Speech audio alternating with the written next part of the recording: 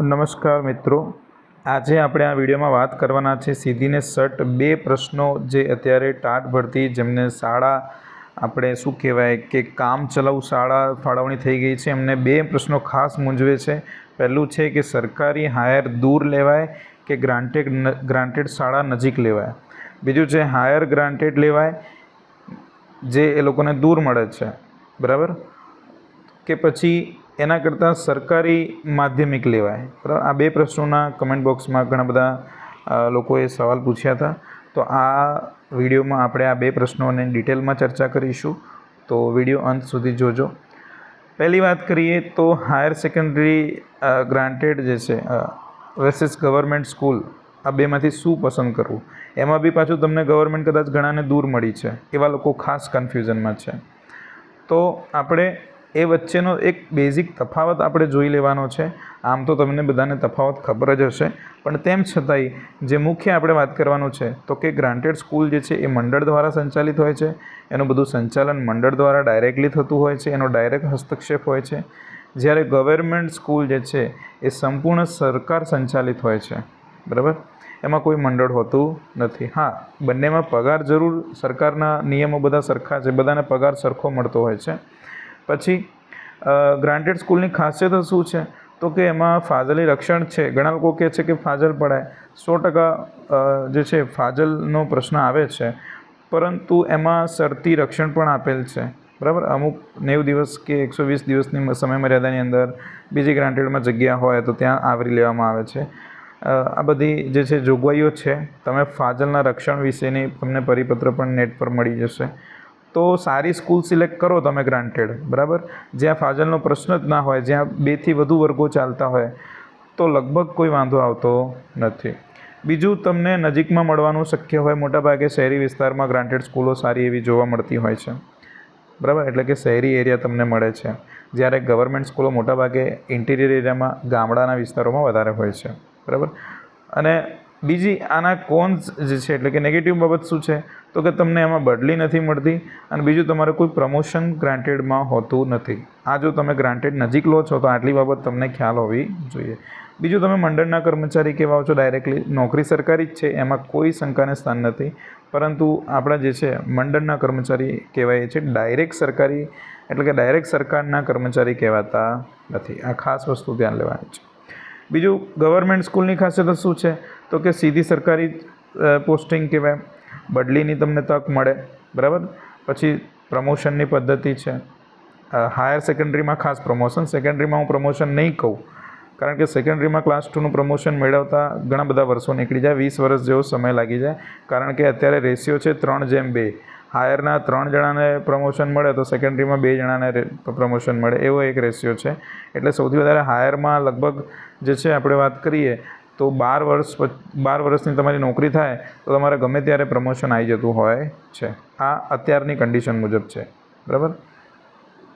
હવે બીજું તો કે તમે સરકારી શિક્ષક તરીકે એટલે કે શું કહેવાય પ્યોર સરકારી જેને આપણે કહીએ છીએ એ રીતે તમને ઓળખ મળે છે.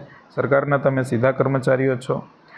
હવે ગ્રાન્ટેડ નજીક હોય, ગવર્મેન્ટ દૂર હોય તો તમારે કેટલાક પ્રશ્નો પોતાની જાતને પૂછવાના છે, અને એનો જવાબ શું આવે છે એ પ્રકારે તમારે ડિસિઝન લેવાનું છે.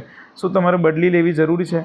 માની લો કે તમને ઘરની બાજુમાં જ ગ્રાન્ટેડ શાળા મળે છે, એક એક્ઝામ્પલ આપું છું, અને એ તમે જાણો છો કે ગ્રાન્ટેડ શાળાનું મંડળ જે છે એ સુવ્યવસ્થિત એનું સંચાલન છે, કોઈપણ પ્રકારનો વાંધો આવે એવો નથી, શાળા નામચીન છે, શહેરની વચ્ચોવચ્ચ છે, સંખ્યાનો ક્યારેય પ્રશ્ન થવાનો નથી, રિઝલ્ટનો કોઈ પ્રશ્ન નથી, તો ધ બેસ્ટ છે. તો પછી તમારે બહુ દૂર જવાની જરૂર નથી. આ પાસા ખાસ ધ્યાન રાખવાના છે. અને તમારે પોતાની જાતને પૂછવાનું છે કે શું બદલી જરૂરી છે? તમારે એક જ સ્કૂલમાં આખી લાઈફ કાઢવી છે? પ્રશ્ન જવાબ શું છે, શું મળે છે, એ પ્રમાણે તમારે ચોઈસ કરવાની છે. તમારે પ્રમોશન ના મળે જ ચાલે, યસ ઓર નો? આ તમારે પોતાની જાતને પ્રશ્ન પૂછવાના છે. કારણ કે હાયરમાં હો તો ગવર્મેન્ટમાં હો તો તમે 12-13 વર્ષ પછી ક્લાસ 2 બની જતા હોવ છો, બરાબર. પછી તમારે વતનમાં જ રહેવું છે પરિવાર સાથે, કારણ કે સરકારીમાં મોટાભાગના ઉમેદવારોને એવું થશે કે વતન નહીં મળે, 200-300 કિલોમીટર દૂર જવું પડશે, પછી ત્યાં 2-3 વર્ષ જોબ કરવાની, પછી બદલીમાં કેમ્પમાં ફોર્મ ભરવાનું, પછી મળે ના મળે, વતન મળે ના મળે, એટલે 3-4 વર્ષનો સમયગાળો કાઢવાનો, પરિવારથી દૂર રહેવાનું, પાછું શિફ્ટ થવાનું. આ બધું તમને ચાલશે? Is it okay with you? તો આનો જવાબ તમને શું મળે છે? So that will decide your choice. તમને જે ગ્રાન્ટેડ સ્કૂલ મળે છે એ નામચીન છે, મંડળ સારું છે, નજીકમાં છે. જો આનો જવાબ હા હોય અને આ બધાનો જવાબ હા હોય તો you should go for granted school. બરાબર. આમાં હું કોઈને સ્પેસિફિક નહીં કહું કે આ જ લેવાય. દરેક વ્યક્તિની પોતાની ચોઈસ હોય, પોતાની પરિસ્થિતિ હોય, એ પ્રમાણે નિર્ણય લેવાનો હોય. બરાબર. બીજું કે ગ્રાન્ટેડમાંથી ગવર્મેન્ટમાં બદલી થતી નથી. આ તો હવે કોમન વસ્તુ છે. ગ્રાન્ટેડમાં ક્યાંય બદલી થતી નથી કોઈ પણ સ્કૂલમાં. બરાબર. હા, તમે જે અત્યારે જૂના શિક્ષકોની ભરતી ગઈ એમાં તમે જૂના શિક્ષકોની ભરતી કરીને એમાં તમને બદલી સ્વરૂપે મળી શકે, પણ એ અનસર્ટેન છે, એમાં કંઈ ચોક્કસ નથી. બરાબર. ક્યારે આવે, શું આવે, કેટલા સમય આવે, મળે ના મળે, એ બધી બાબતો બહુ મેટર કરે છે. એટલે અત્યારે બદલી નથી એવું જ સમજીને આપણે ચાલવાનું છે. બીજું, નજીક ગ્રાન્ટેડ છોડી ગવર્મેન્ટ દૂર લેવાય. બરાબર. તો ગવર્મેન્ટ સ્કૂલમાં તમને પ્રમોશન, હાયરવાળાને ખાસ પ્રમોશન હોય છે ક્લાસ 2નું. તમારે પ્રમોશન ના જોઈતું હોય. બરાબર. આમ તો પ્રમોશનમાં પણ પ્રોઝ એન્ડ કોન્સ છે. પ્રમોશનમાં જવાબદારી વધી જાય, તમે ક્લાસ 2 બની જાઓ, તમારી બદલી દર 3-4 વર્ષે ગમે ત્યાં થાય. બરાબર. તમને એમાં બી વતન મળે ના મળે, એ પણ ઘણી બધી બાબતો છે. એટલે પ્રમોશન જોઈએ છે કે શાંતિથી એક જ સ્કૂલમાં રહેવું છે, સ્થિરતા રહે. બરાબર. ગવર્મેન્ટ જોબમાં તમારે સ્થિરતા છે, સ્થિરતા એમાં પણ છે, પણ ગવર્મેન્ટમાં ફાજલનો ને એવું બધું કંઈ પ્રશ્ન થતો નથી. પછી સીધા નિયમોમાં લાભદાયી. કોઈ પણ નિયમ લાગુ પડે, સરકાર દ્વારા પગાર સુધારો થાય, માની લો કે ફિક્સ પે વધ્યો હતો, તો પહેલો લાભ જલ્દીથી લાગુ તૈયારીમાં સરકારીમાં બધા લાભ થઈ જાય. ગ્રાન્ટેડમાં લાગુ ત્યારથી જ પડે, પણ થોડો સમય એમાં લાગી જાય. પરિપત્રોનો સીધો અમલ જે છે સરકારી સ્કૂલોમાં જલ્દી થતો હોય છે. બીજું, સરકારીમાં મહિલાઓમાં 1 વર્ષની જોબ થઈ જાય પછી એ બદલી કેમ્પમાં ભાગ લેવા જે છે એલિજિબલ થઈ જતી હોય છે, અને પુરુષોમાં 2 વર્ષ પછી કેમ્પમાં ભાગ લઈ શકાય છે. ડિસ્ટ્રિક્ટ આખી જોબ દરમિયાન 2 વખત, પહેલાં 1 વખત હતો, બદલી શકાતો હતો. હવે આ 2025થી જિલ્લો 2 વખત બદલી શકાય છે. એટલે કે તમે 2 વખત જિલ્લા ફેર કરી શકો છો. તેમજ આંતરિક તમે અનેક વખત કરી શકો છો. આંતરિક એટલે કે જિલ્લાને જિલ્લામાં જ, તાલુકા તમારે બદલવા હોય તો સરકારીમાં તમને માની લો કે એક સ્કૂલમાં નથી ફાવતું, અથવા તમને કંઈક દૂર પડે છે, અથવા કંઈ અગવડ પડે છે, તો તમે કેમ્પમાં, જ્યારે દર 1-2 વર્ષે કેમ્પ સરકારીમાં થતા હોય છે, એમાં ભાગ લઈને તમે તાલુકામાં બીજી સ્કૂલમાં પણ જઈ શકો. જ્યારે ગ્રાન્ટેડમાં તમને આવો કોઈ લાભ મળતો નથી.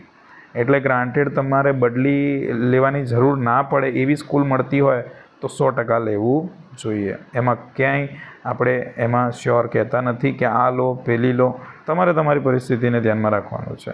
શું પસંદ કરવું એ તમારું લક્ષ્ય નક્કી કરે છે. નજીકની સુવિધા જોઈએ છે કે લાંબા ગાળાની સ્થિરતા. બરાબર. હવે સ્કૂલ તમને કેવી મળે છે ગ્રાન્ટેડ, એ બહુ મેટર કરે છે. બરાબર. તો આ વસ્તુને ખાસ ધ્યાનમાં રાખવાની છે. ફોર એક્ઝામ્પલ કે કોઈ ફિમેલ છે, બરાબર. હવે ફિમેલ માટે બાળકો હોય, પરિવાર હોય, અને ઘર છોડીને 200-250 કિલોમીટર જવાનું થતું હોય, ગવર્મેન્ટ ઇન્ટિરિયર હોય, રોજ 20-30 કિલોમીટરનું અપડાઉન હોય, અને એની સામે એને ગ્રાન્ટેડ એના જ જિલ્લામાં 10-15 કિલોમીટર અંદર મળી જતું હોય, અને ગ્રાન્ટેડ સ્કૂલ સારી હોય, મંડળ સારું હોય, સ્કૂલ નામચીન હોય, સંખ્યાનો પ્રશ્ન ના હોય, રિઝલ્ટનો પ્રશ્ન ના હોય, તો આવા કેસમાં હું એવી સલાહ આપીશ કે ગ્રાન્ટેડ આરામથી લઈ લેવાય.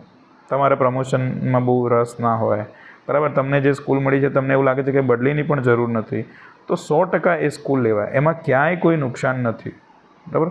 હા, એક ગવર્મેન્ટ સ્કૂલનું એક અલગ જ આપણે એક ઇમેજ છે, આપણે એવી બનાવી છે કે ગવર્મેન્ટ કહેવાય. બરાબર. એટલે પણ ગ્રાન્ટેડ વતન, સારું મંડળ, સારી સ્કૂલ, આ બધું મળતું હોય તો લગભગ કોઈ વાંધો આવતો નથી. બરાબર. પછી બીજા ઘણા લોકો પ્રશ્ન પૂછે છે કે હાયર સેકન્ડરી ગ્રાન્ટેડ દૂર મળે છે, તો સેકન્ડરી ગવર્મેન્ટ નજીક મળશે ખરી? બરાબર. અથવા તો સેકન્ડરી ગવર્મેન્ટ લેવાય? હવે આમાં હાયર સેકન્ડરી ગ્રાન્ટેડ માની લો કે તમને બહુ દૂર મળે છે, તમારા વતનથી દૂર છે, તો બદલી તો મળવાની નથી, એ વસ્તુ ધ્યાનમાં છે. બરાબર. તમારે ત્યાં જ શિફ્ટ થવું પડે, ત્યાં જ રહેવું પડે, ત્યાં જ તમારે બધું વસાવવું પડે. તો એ તમારા માટે યોગ્ય રહેશે, તમારા પરિવારને અનુકૂળ રહેશે, અથવા તમારી પરિસ્થિતિને અનુકૂળ રહેશે? એ તમારી જાતને પ્રશ્ન પૂછવાના છે. બીજું કે સેકન્ડરી ગવર્મેન્ટ તમને નજીક જ મળશે એવું કોઈ ખાતરી નથી. કારણ કે ગવર્મેન્ટમાં તમને ખબર છે કે હાઈ મેરિટવાળાને પોતાની કેટેગરીનો પણ લાભ મળી રહ્યો છે. તો હાઈ મેરિટવાળા પોતાની કેટેગરીનો લાભ લઈ રહ્યો છે, એટલે તમે કયા મેરિટ પર છો એ માની લો કે તમે કેટેગરીમાં હો તો એમાં બી તમે પાછળ જાઓ છો. એટલે તમને તમારી સ્કૂલ મળે કે નહીં એ તમારે પોતાનું સર્વે તમારે કરવો જ જોઈએ, બરાબર. અને સેકન્ડરીમાં ગવર્મેન્ટમાં નજીક મળે છે નથી મળતી એમાં કોઈ શ્યોરિટી કોઈ કહી શકે નહીં, બરાબર. અને બીજી વસ્તુ કે સેકન્ડરી ગવર્મેન્ટ માની લો કે દૂર મળશે તો હા એમાં બદલીના ચાન્સ છે, એટલે તમે એમાં બદલી કરીને આવી શકશો. બાકી સરકારી અને ગ્રાન્ટેડ વચ્ચે શું તફાવત છે એ ખાસ તમને ખબર તો જ છે જ, બરાબર. હવે આમાં પહેલો મુદ્દો આપણે યાદ રાખવાનો છે કે એમાં પગાર ઓછો આવે. જો તમે હાયર છોડીને સરકારી સેકન્ડરીમાં જાઓ તો તમારે 9,000 થી 10,000 રૂપિયાનો ડિફરન્સ આવી જાય. પહેલાંમાં 49,600 છે તો પહેલાંમાં 41,800 છે, બરાબર. તો એ આ ડિફરન્સ આવી જાય, હાયરમાં વધારે હોય, બરાબર. હા, ગ્રાન્ટેડમાં કોઈ પ્રમોશન હોતું નથી. ઘણાને એવું છે કે હાયર ગ્રાન્ટેડ દૂર મળે છે એટલે સરકારી નજીક મળશે એવી આશા રાખી રહ્યા છે, બરાબર. તો આમાં કોઈ કશું દાવાપૂર્વક કહી શકે નહીં. તમારું એકદમ હાઈ મેરિટ હોય તો વસ્તુ અલગ છે. માની લો કે ઘણાનું ભાઈ માધ્યમિકમાં મેરિટ ટોપમાં આવતું હોય અને સ્કૂલો લિસ્ટમાં એમને ખબર છે કે આ સ્કૂલો છે તો એમાં ચાન્સ શ્યોર થઈ જાય અને તમારે ગવર્મેન્ટમાં જ જવું છે તો એ તમારી ચોઈસ ડિપેન્ડ કરે છે, બરાબર. બાકી ગવર્મેન્ટ અને ગ્રાન્ટેડ વચ્ચે શું તફાવત છે? ગ્રાન્ટેડ લેવાય ઉચ્ચતર માધ્યમિક કે માધ્યમિક સરકારી લેવાય? પછી ઘણા લોકોને 6 થી 8 સરકારી લેવાય કે ગ્રાન્ટેડ માધ્યમિક લેવાય એવા પણ પ્રશ્નો છે. પછી ફાજલનું રક્ષણ, આ બધી જ વસ્તુઓનો આપણે ડિટેલ વિડીયો આ જ વિડીયો આપણે આપણી ચેનલ પર મૂકેલો છે. તો તમે ચેનલ પર પ્લે લિસ્ટમાં જઈને ટેટ-ટાટનું જોશો તો એમાં પણ તમને આ વિડીયો મળી રહેશે. તો આશા રાખીએ કે તમારા પ્રશ્નોનું નિરાકરણ મે બી આવી ગયું હશે. હજુ કંઈ મૂંઝવણ હોય તો કમેન્ટ બોક્સમાં તમે તમારો પ્રશ્ન લખીને જણાવજો. નેક્સ્ટ વિડીયોમાં આપણે એનો જવાબ આપવાનો પ્રયત્ન કરીશું. Thank you. જય હિન્દ. અસ્તુ.